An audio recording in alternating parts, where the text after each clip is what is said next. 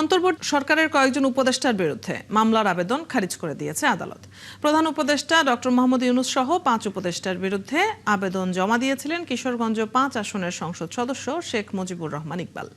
ঢাকার অতিরিক্ত chief metropolitan magistrate জসিতা ইসলামের আদালতে সকালে মামলার আবেদন জমা দেওয়া হয়। আদালত বাদীর জবানবন্দি রেকর্ড করে আদেশ শুনানির পর আবেদন খারিজ করে।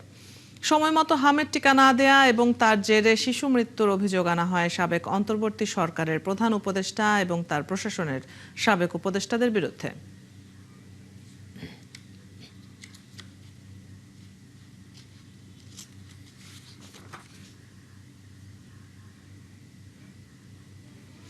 সিএমএম কোর্টে আছেন সহকর্মী মাইনুল মারুফ। এই বিষয়ে আরো তথ্য নিয়ে যুক্ত হচ্ছেন আমাদের সাথে। মাইনুল, আদালত তো মামলা খারিজ করে দিয়েছে বলে আমরা খবরে জানছিলাম। এরপর তাহলে আবেদনকারী আর কি কিছু জানিয়েছেন কিনা, তিনি পরবর্তীতে আর কোনো পদক্ষেপ নেবেন কিনা? একটু আগে কিন্তু মামলাটি খারিজ করে দেন, অর্থাৎ মামলার আবেদনটি খারিজ করে দেন এবং সকালে কিন্তু তারা এই আবেদনটি করেছিলেন। সেখানে অন্তর্বর্তীকালীন সরকারের সময়ে হামের টিকার গাফলতির অভিযোগ আনা হয়। সে অভিযোগে তাদের বিরুদ্ধে মামলার আবেদন করা হয়েছিল এবং এই সময়ে যে মামলার আবেদনকারী এবং তার আইনজীবী বলেছিলেন যে বর্তমান সরকারকে বিপদে ফেলতেই সে সময় ইচ্ছাকৃতভাবে হামের এই ধরনের টিকা নিয়ে জটিলতা সৃষ্টি করা হয়েছিল। পরবর্তীতে এই নিয়ে আদালতে শুনানি হয় এবং শুনানির পর মামলাটি গ্রহণ করা হবে কি হবে না তা নিয়ে কিছুটা সময় নেন আদালত এবং পরবর্তীতে কিছুক্ষণ আগে কিন্তু সেই মামলাটি যে আবেদন ছিল সেই আবেদন কিন্তু খারিজ করে দিয়েছেন, অর্থাৎ এই মামলাটি আর হচ্ছে না। এবং খারিজ করার পর যে আবেদনকারী ছিলেন তিনি এখানে এসেছেন এবং এসে যেমনটা বলেছেন যে এই বিষয়ে পূর্ণাঙ্গ আদালতের যে আদেশ তা হাতে পাওয়ার পর তারা এই বিষয়ে উচ্চ আদালতে আপিল করবেন কিনা মামলা গ্রহণের জন্য বা এই বিষয়ে তারা পরবর্তী সিদ্ধান্ত নেবেন। এবং এখন পর্যন্ত কিন্তু এই সিদ্ধান্তে তারা ছিলেন এবং তারা কিন্তু কিছুক্ষণ আগে স্থান ত্যাগ করেছেন।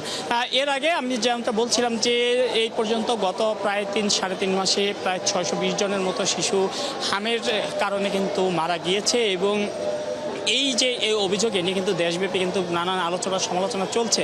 এই ক্ষেত্রে কখনো অন্তর্বর্তীকালীন সরকারের যে ত্রুটি ছিল বা কোনো গাফলতি ছিল সে বিষয়টি বলা হচ্ছে, কখনো টিকা নিয়ে বাজেটের বা টিকার টাকার সংস্থান পেতে দেরি হয়েছে এমন কথা বলা হচ্ছে। নানান রকম কথা কিন্তু সংবাদ মাধ্যমে আমরা দেখেছি।